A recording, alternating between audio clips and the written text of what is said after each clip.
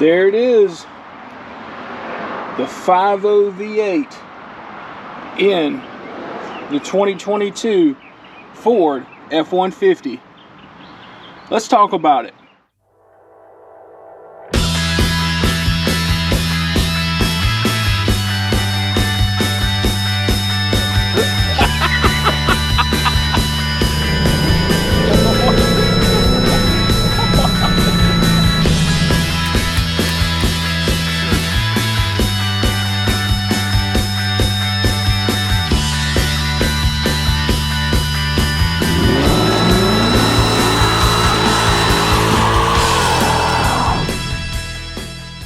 So the Gen 4 5.0 V8, the Coyote engine in the 2022 F-150 was changed in 2021.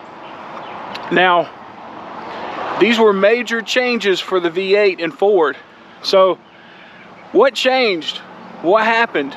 Is it good or was it bad? Well, depends on how you take it. For Ford V8 enthusiasts like me, not so good. So let's talk about what changed. So in 2021, the Gen 4 5.0 liter Coyote V8 was introduced. And with this Gen 4 came two major changes to this V8. Number one, because of the government EPA regulations, auto start stop was introduced in this engine. Meaning, when you come to a full stop while in drive, the engine would cut off. And then when you let go of the brake, the engine would start back up and you could go on your way. Now, when 2022 hit with the chip shortages, this option was automatically deleted from these models of the F-150. So my truck, being a 2022, does not have auto start stop on it, which I'm very glad of, because I would have just turned it off anyway.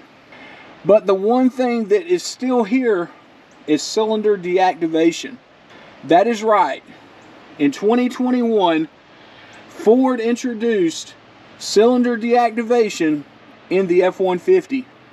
Now, unlike my Chevrolet Silverado of 2019, that truck had what was called dynamic fuel management, meaning there were 17 different patterns or combinations of cylinder deactivation that could happen in that V8, which was the 5.3 liter. The 6.2 also had this system.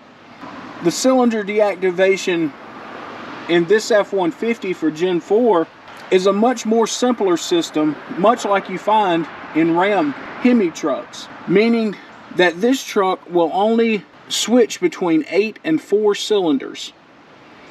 So when you are going downhill or under light load, cruising, this truck will automatically convert to 4 active cylinders.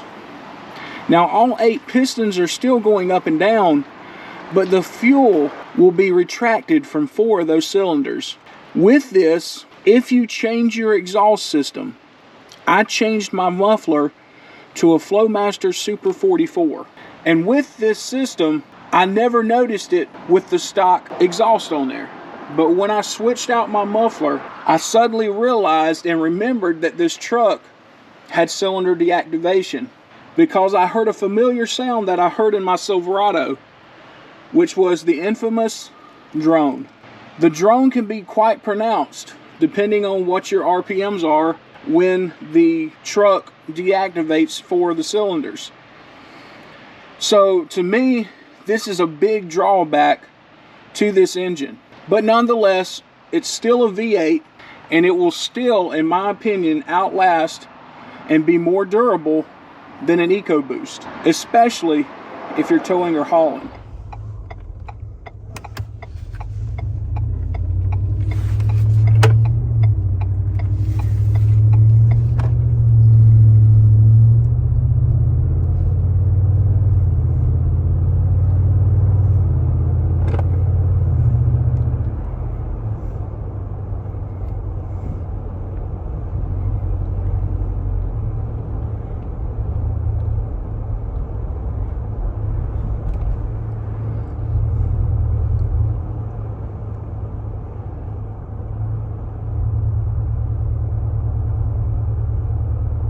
There it is, dropping into 4.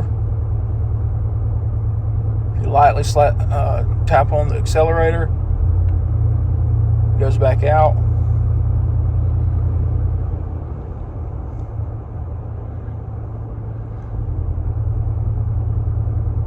Back in 4.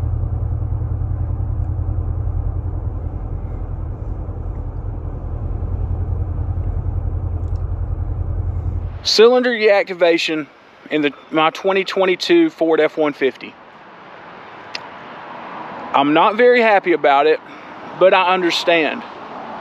Because of the government EPA regulations, Ford had to comply with this now standard feature so that they would not be fined or simply put out of business in the V8 sector because they would not comply with the regulations. So I completely understand why Ford made this move. They had to. They had no choice. But for me, the consumer and a V8 enthusiast, I'm sad to see that the government is mandating these changes in V8 engines, all because they're wanting to completely, eventually, ban all internal combustion engines by 2035. We see the regulations getting stricter and stricter every year, and for that, we pay a price as consumers. Now, I'm glad at least they did not go with something like Chevrolet's system with 17 different patterns of cylinder deactivation, which I think is way too much and way overkill. When this truck does switch into 4 cylinders, it's only for a few seconds at a time. Once you touch the accelerator again, it's back up to a V8. So really, in a way, it really serves no purpose. It doesn't change the gas mileage, the MPGs that much, if at all. So it's just a regulation that the government has put in place, forcing manufacturers to follow it. I'm still happy I got the V8 though, because like I said before, I really truly believe the longevity of this engine and the reliability and durability of this engine is a whole lot more than you could find in an EcoBoost. Now, even though these Gen 4 5.0s did see and suffer from the EPA regulations, they still saw an increase in power and torque. So this 5.0 V8 features 400 horsepower and 410 foot-pound of torque, which isn't too bad. It's plenty of power for towing and hauling.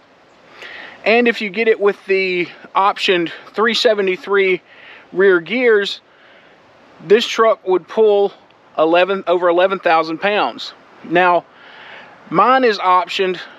Mine came off the lot with an optional 323 gear. Now, this hurt my towing capacity, so my truck can only pull 9,400 pounds. Still, that's a great amount of weight. I could still haul a car if I wanted to. I could haul almost anything I wanted to with this truck. But with the 373 gears, you can tow a lot more. Now, I have seen YouTube videos that talk about the subject of easily deactivating your auto start system and cylinder deactivation. One of these methods is by taking the cable that is right here on your negative terminal, taking it loose and disconnecting it, just like that. Now, I have tried this, I've experimented with that, but still, cylinder deactivation is still active even though you do that. Now, when that video came out, it was with a 2021 that still had auto start stop on it. So I don't know if for 2022 Ford caught on to this little trick and changed something in the computer, but I have tried this trick, and unfortunately for me, it did not work. My truck still activated or deactivated 4 cylinders with that connection loose. Another video I watched on YouTube said that if you put the truck in sport mode or tow haul mode, that would deactivate cylinder deactivation. I also tried this, and it still did not work. The truck still deactivated 4 cylinders under a light load. And in that same video, they talked about if that didn't work, then you could also put the truck in manual and it would not activate the cylinder deactivation. I also tried that method. That did not work either. So I don't know if Ford has changed something in the computer system to not allow owners to easily deactivate the cylinder deactivation, but all of those methods in those videos that I watched did not work. The only way I know to get rid of cylinder deactivation in this F-150 is one, to either have a custom tune built for the truck, or if you took it to a shop and had the pistons rebuilt and the actual cylinder deactivation removed from the engine. That's the only way I know to get rid of it. Like I said, I've experimented with several methods that were supposed to be easy fixes and workarounds for these Ford V8s and the F-150, but none of them worked for me. They may work if you have a 2021, but for 2022, they did not work. So that is a simple overview of the Gen 4 50 V8 Coyote in the Ford F-150. And like I said, I've tried the easy, simple fixes for taking off cylinder deactivation, but they did not work for me. I'm still happy I got a V8, and I think you couldn't go wrong if you got one either. Don't forget, links down below in the description for Kevin's Auto Channel merch store, and also Amazon affiliate links for different products and accessories for your truck or car. So be sure and check those out. They help the channel tremendously. Also, don't forget, if you haven't already, hit that subscribe button, and also hit that like and leave a comment down below. What do you think about the government EPA regulations? What do you think about the electric vehicle takeover? Are you for it or against it? Anyway, I'm Kevin Walters. You're watching Kevin's Auto Channel. And as always, I hope you have a great day, and I will see you in the next one.